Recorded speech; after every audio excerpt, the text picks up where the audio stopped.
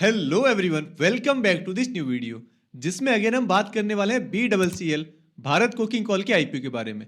Finally ये IPO कल open होने वाला है। अब वैसे मैंने इस पर एक दो वीडियोस ऑलरेडी बना दी है और पर्सनली मुझे ये नहीं पसंद कि मैं एक ही आईपीओ को बहुत बार कवर करूँ, बहुत वीडियोस बनाऊँ उस पर। लेकिन इस आईपीओ के अराउंड बहुत सारे कन्फ्यूजन्स हैं। पिछले वीडियो में हमने शेयरहोल्डर्स कोटा की बात की थी और अब एक और कन्फ्यूजन है कि भाई अगर शेयरहोल्डर्स कोटा ओवर सब्सक्राइब हो गया इसका, जो कि होने ही वाला है, तो फिर इसमें अलॉटमेंट कैसे होगा, फिर अलॉटमेंट का प्रोसेस क्या होगा। अब देखिए, वैसे तो मैंने इस पर भी बहुत पहले एक डिटेल वीडियो बना रखा है। जब बजाज हाउसिंग फाइनेंस का आईपीओ आया था उसमें भी शेयरहोल्डर्स कोटा था। लेकिन आज के इस वीडियो में मैं आपको BCCL के एग्जांपल के साथ ये प्रोसेस फिर से समझा देता हूं ताकि कोई कंफ्यूजन ना रहे, सारे डाउट्स क्लियर हो जाए। तो देखिए, सबसे पहली बात तो ये कि जनरली शेयरहोल्डर्स कोटा में अलॉटमेंट होता है प्रोपोर्शनल बेसिस पर, जैसा कि आपको पता होगा। लेकिन अगर BCCL का आईपीओ शेयरहोल्डर्स कोटा में ओवर सब्सक्राइब हुआ, जो कि मैं आपको अगेन कहता हूं कि 100% होने ही वाला है, तो फिर इसमें अलॉटमेंट होगा लॉटरी बेसिस पर, ना कि प्रोपोर्शनल बेसिस पर। और ये कंफ्यूजन भी बहुत है कि अगर BCCL का आईपीओ शेयरहोल्डर्स कोटा में ओवर सब्सक्राइब हुआ और मैंने इसकी मैक्स लिमिट यानी कि 14 लॉट्स के लिए अप्लाई कर दिया, तो मुझे लॉट्स कितने मिलेंगे। तो देखिए, इस केस में आपको किसी भी सूरत हाल में एक से ज्यादा लॉट अलॉट नहीं होगा। जो प्रोपोर्शनल बेसिस पर एक्स्ट्रा शेयर्स वगैरह मिलते हैं वो तब मिलते हैं जब आईपीओ आपने जितने लॉट्स के लिए अप्लाई किया है उससे कम सब्सक्राइब हो तो। लेकिन क्योंकि यहाँ आईपीओ में ओवर सब्सक्राइब होने की बात कर रहे हैं, तो यहाँ आपको मैक्स टू मैक्स एक लॉट ही मिलेगा, उससे ज्यादा कुछ भी नहीं। अब ऐसे में बहुत लोगों का ये कहना है कि भाई आईपीओ शेयरहोल्डर्स कोटा में ओवर सब्सक्राइब तो होना है, ये तो सबको पता है, और लॉटरी बेसिस पर हमें मैक्स टू मैक्स एक ही लॉट मिल सकता है, तो हम ज्यादा लॉट्स के लिए क्यों अप्लाई करें, बस सिंपली एक लॉट के लिए अप्लाई कर देते हैं, जबरदस्ती 14 लॉट्स का अमाउंट क्यों ब्लॉक करवाएं।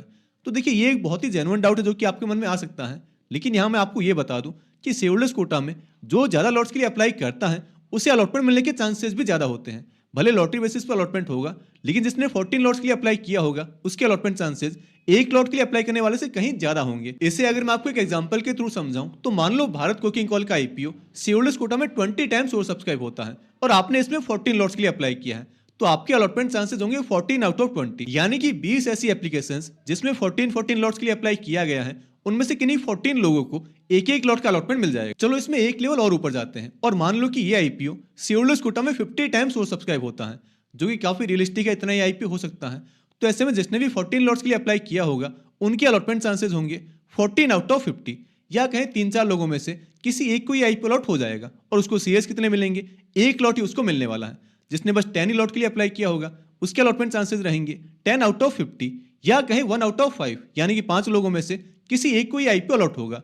और जिसने बस एक लॉट के लिए ही अप्लाई किया है उसके अलॉटमेंट चांसेस होंगे 1 आउट ऑफ 50, यानी कि 50 लोगों में से किसी एक को ही आईपीओ मिलने वाला है। तो आप देखिए इसमें गैप कितना बड़ा है। जिसने 14 लॉट्स के लिए अप्लाई किया होगा यानी कि मैक्स लिमिट के लिए, उसके अलॉटमेंट चांसेस तो है 1 आउट ऑफ 4, और जिसने बस एक ही लॉट के लिए अप्लाई किया है उसके है 1 आउट ऑफ 50। तो बस यही रीजन है कि शेयरहोल्डर्स कोटा में हम जितने ज्यादा लॉट्स के लिए अप्लाई करेंगे उतना हमारे लिए बेनिफिशियल होगा, हमें अलॉटमेंट मिलने के चांसेस ज्यादा होंगे। हालांकि हो सकता है कि आपको एक लॉट अप्लाई करने पर भी अलॉटमेंट मिल जाए, क्योंकि 50 एप्लीकेशंस में से किसी एक को तो तब भी अलॉटमेंट मिलना ही है।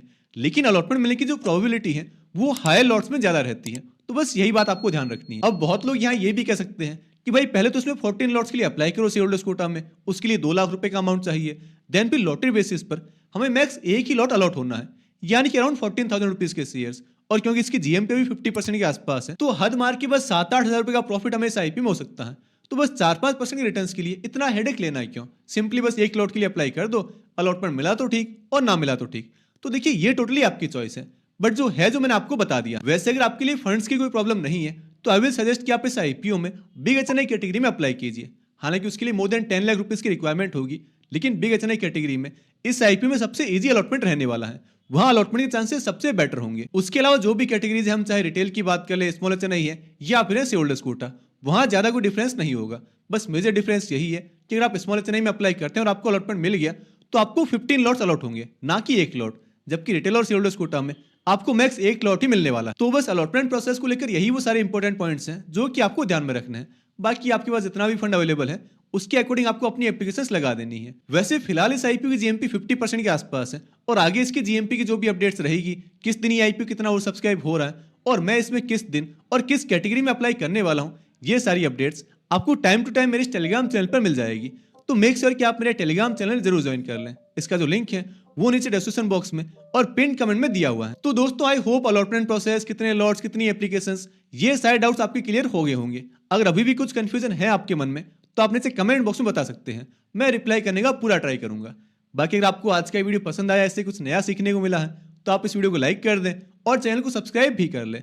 और हाँ, एक शेयरहोल्डर्स कोटा वाले आईपीओ में शेयरहोल्डर्स प्लस रिटेल कैटेगरी में कैसे अप्लाई किया जाता है, अगर आपको ये पूरा प्रोसेस लाइव देखना है तो आप ये वाला वीडियो देख सकते हैं।